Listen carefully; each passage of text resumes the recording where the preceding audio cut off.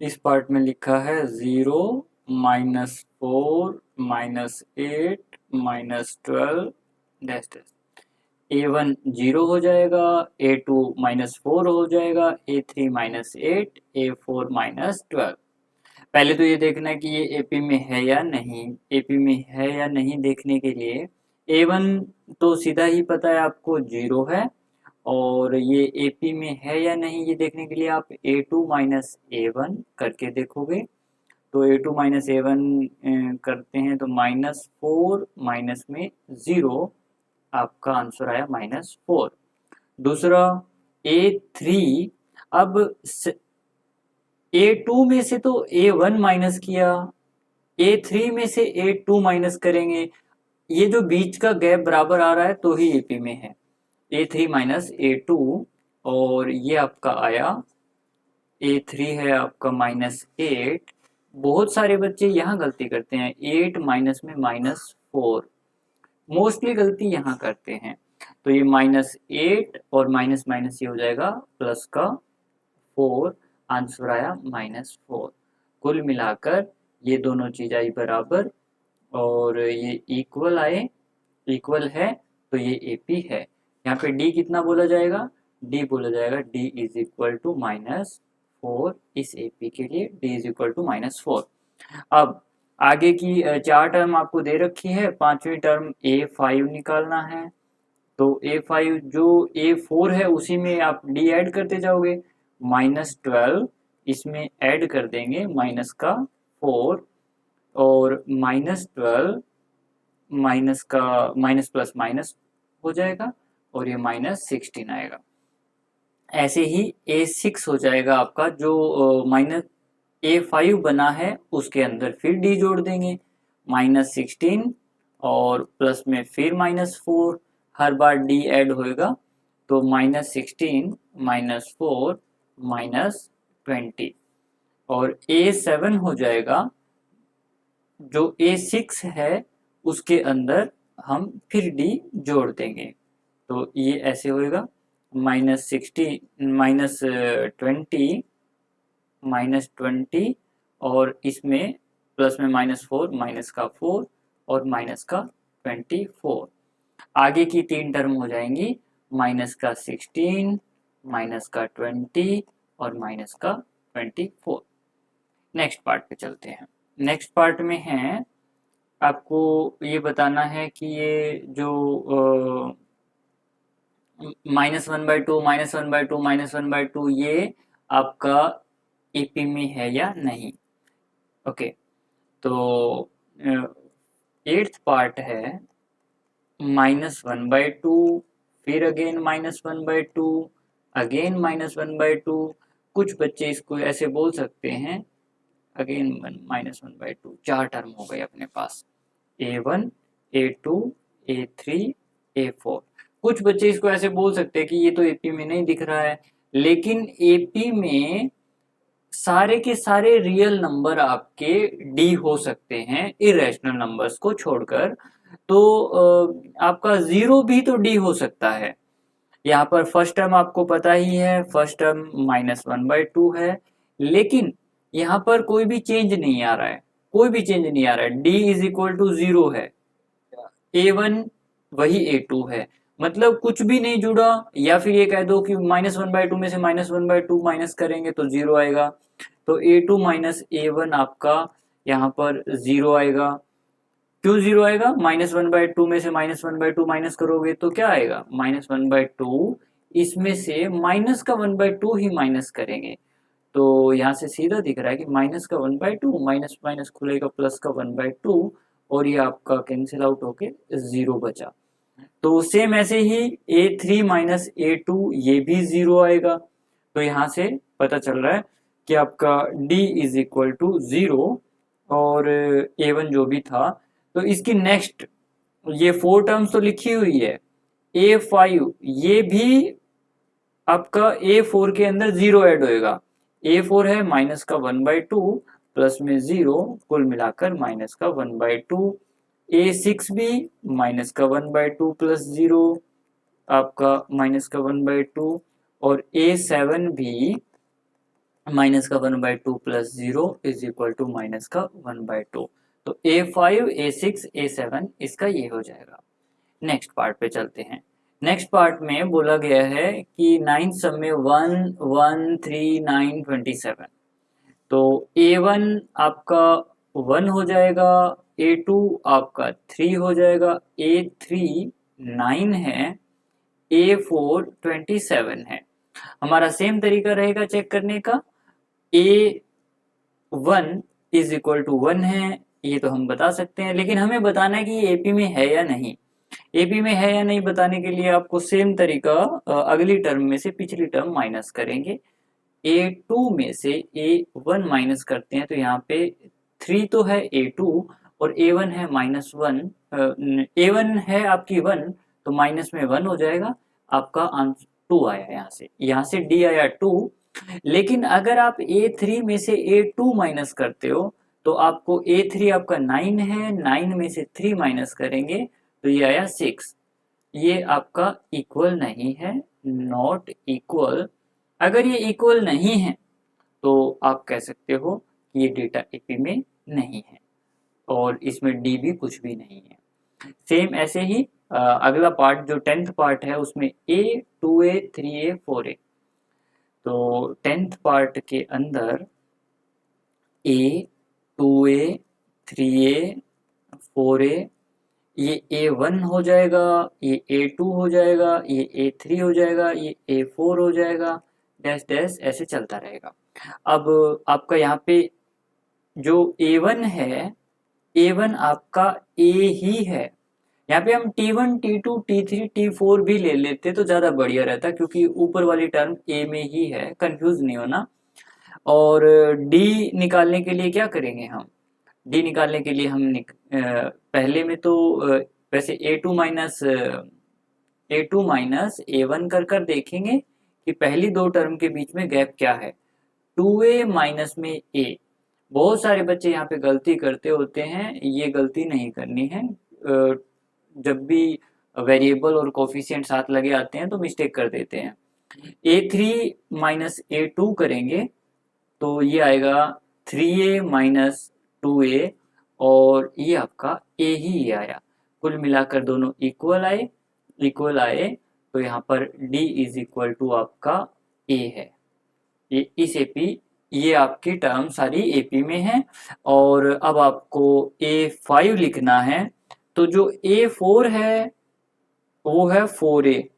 4A में D जुड़ जाएगा, D अपना आया था A, तो A5 आएगा 5A और A6 आएगा 5A में फिर A जुड़ जाएगा, ये 6A और A7 आएगा 6A में फिर A जुड़ जाएगा 7A।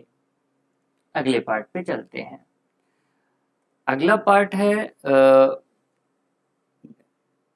11th पार्ट है A स्क्वायर A³ A4 ऐसे करके। तो आपका A हो जाएगा A1, A स्क्वायर हो जाएगा A2, A³ हो जाएगा A3, A4 को मान लेंगे A4। बेटा सबसे ज़्यादा कंफ्यूजन बच्चों को यही होता है कि मल्टीप्लाई A और A जब मल्टीप्लाई होते हैं ना तब तो बनाते हैं A स्क्वायर, और A जब प्लस होते हैं ना तब बनाते हैं 2A। तो ये चीज़ों में कंफ्यूजन बहुत ज़्यादा देखा जाता है बच्चों में। तो सेम आप ऐसे ही यहाँ पे आपको पता है A1 तो A है, फर्स्ट टर्म आपकी यहाँ पर A है, लेकिन A2 माइनस A1 करके देखेंगे तो पता चलेगा आपको A square minus A। Degree बराबर नहीं है वेरिएबल की तो इसका कुछ भी नहीं हो सकता, ये यूं ही रहेगा। अब ऐसे ही A3 माइनस A2 करोगे तो A³ माइनस A स्क्वायर आएगा, यहाँ पर भी डिग्री बराबर नहीं है तो ये आपके नॉट इक्वल आए तो ये AP नहीं बनाता है।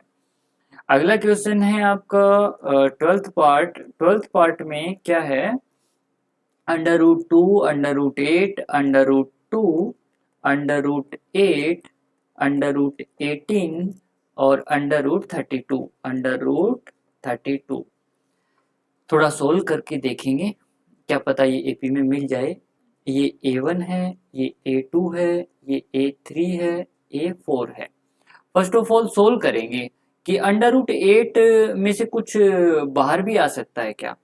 तो देखो अंडर रूट में 8 है, उसको आप फैक्टर करोगे तो आपका ये लिखा जा सकता है 4 इंटू में 2। और अंडर रूट 4 इसको आप लिख सकते हो अंडर रूट 4 इंटू में अंडर रूट 2। अंडर रूट अलग अलग लिखा जा सकता है, स्क्वायर रूट अलग अलग, और स्क्वायर रूट ऑफ 4 क्या होता है 2, मतलब इसको लिखा जा सकता है 2√2। तो आपका फर्स्ट टर्म है √2, सेकेंड टर्म हो जाएगी 2√2। थर्ड ये भी चेक करते हैं।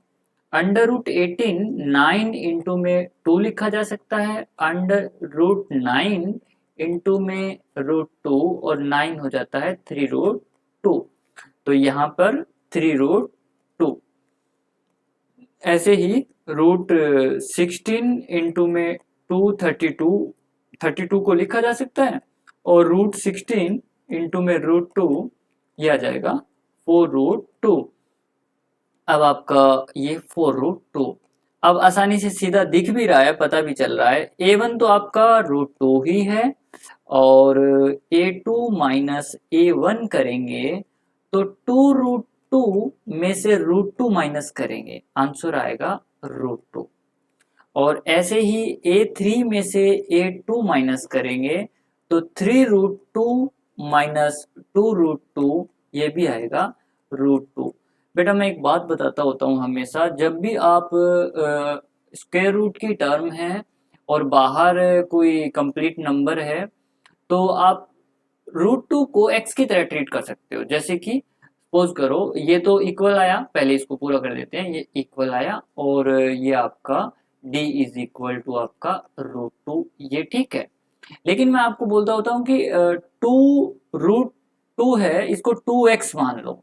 रूट कोई भी है, इसको एक वेरिएबल मानकर भी अगर आप सोल्व करते हो ना तो आसानी रहती है। तो मतलब ये 2x आने वाला x आने वाला था यहाँ पे, इसका आंसर x आएगा, और ऐसे ही √2 आया।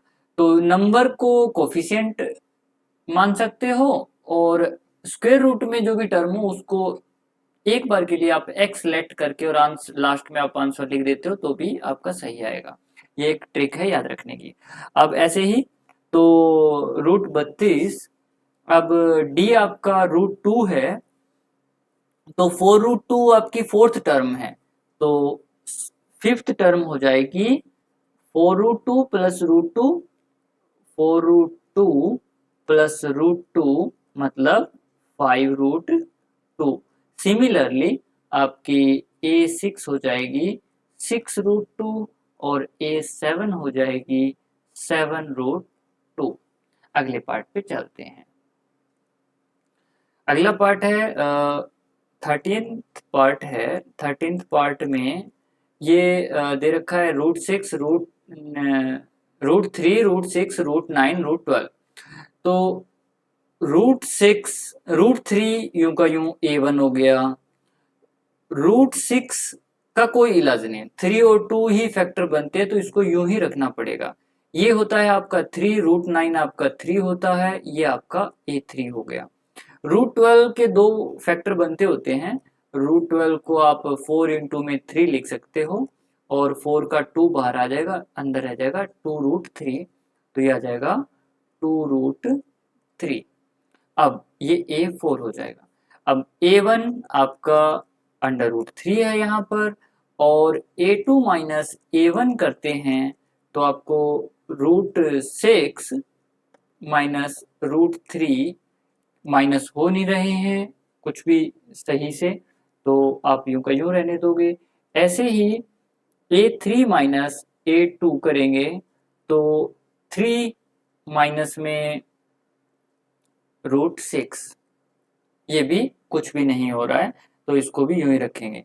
अब अगर आप इसको सोल्व करना चाहो ना तो ये हो जाएगा √2 इंटू में √3 और माइनस में √3। अगर आप कॉमन लेते हो तो √3 कॉमन लेने के बाद भी आपका √2 माइनस 1 बनेगा, और इधर अगर आप इसको 3 को स्क्वायर रूट 3 को 2 टाइम्स रूट लिख सकते हैं और इसको √3 इंटू में √2 लिख सकते हैं। यहाँ से भी √3 अगर कॉमन लेंगे तो आपका ये आएगा √3 माइनस √2, तो बराबर आएगा ही नहीं। अगर सोल्व कर भी लोगे तो भी बराबर नहीं आएगा, तो ये डेटा एपी में नहीं है, ये इक्वल नहीं है। इक्वल नहीं है तो ये जो डेटा लिखा हुआ है ये आपका एपी में नहीं है। नेक्स्ट, अब 14th पार्ट की बात करते हैं। 14th पार्ट में, सॉरी रब कर देता हूं मैं, हाँ 14th पार्ट। 14th पार्ट में क्या है, अब 1 का स्क्वायर, 3 का स्क्वायर, 5 का स्क्वायर, 7 का स्क्वायर, हम इनको ओपन कर लेंगे। A1 आपका हो जाएगा 1 और A2 आपका हो जाएगा 9, A3 आपका हो जाएगा 25 और A4 आपका हो जाएगा 49। अब माइनस A1 तो आपका यहाँ पर सीधा बोल सकते हैं 1 है, 1, लेकिन A2 माइनस A1 करके देखेंगे D निकालने के लिए, तो 9 माइनस 1 करना पड़ेगा यहाँ से दोनों को, और ये आपका 8 आएगा। फिर A3 माइनस A2 करेंगे तो 25 माइनस 9 करना पड़ेगा। 25 माइनस 9 करेंगे तो आपका ये आएगा 16, और ये दोनों बराबर नहीं आए तो ये भी नॉट इक्वल, तो ये भी आपका डेटा एपी में नहीं है। नेक्स्ट पार्ट पे चलते हैं। नेक्स्ट पार्ट में है 1 का ये 15th पार्ट है। 15th पार्ट में दे रखा है कि 1 का स्क्वायर क्यूब है, सॉरी स्क्वायर है यहाँ पे भी। 1 का स्क्वायर 1, ये A1 हो जाएगा। 5 का स्क्वायर 25, ये आपका A2 हो जाएगा। 7 का स्क्वायर 49, ये आपका A3 माना जाएगा, और 73 ये आपका A4 मान लेंगे। यहाँ से A1 आपको पता है 1 है, और D निकालने के लिए हम A2 माइनस A1 कर कर देखेंगे। A2 आपका 25 माइनस 1 आपका ये आया 24, और A3 माइनस A2 मतलब 49 में से 25 माइनस करके देखेंगे तो ये आपका आया 24। दोनों इक्वल आए तो हम ये दोनों इक्वल हैं। यहाँ से आपका D आ गया 24। D अगर आपका 24 आ गया तो आप बाकी की टर्म बता सकते हो। A5 क्या होगा, जो आपकी A4 है 73 दे रखी थी, उसके अंदर D जोड़ देंगे 24 और ये आ जाएगा 97। और A6 क्या हो जाएगा, जो 97 है उसमें फिर 24 जोड़ देंगे तो ये आ जाएगा 1 और 1 to 1। फिर A7 क्या है आपका 1 to 1 और इसके अंदर फिर 24 जोड़ देंगे और ये आ जाएगा आपका 5 4 1 1 5 4 1। ओके, ये आपकी बच्चों एक्सरसाइज कंप्लीट हो गई। सिर्फ इसके अंदर ये देखना था कि डेटा एपी में है या नहीं। एपी में है तो आपको डेटा की जो भी टर्म थी A1, A2, A3, A4 इसको एक दूसरे में से माइनस करके देखना था। कोई भी सीक्वेंस एपी में तब होता है जब A2 में से A1 माइनस करें और A3 में से A2 माइनस करें, वो बराबर आए तो सीक्वेंस आपका एपी में होता है।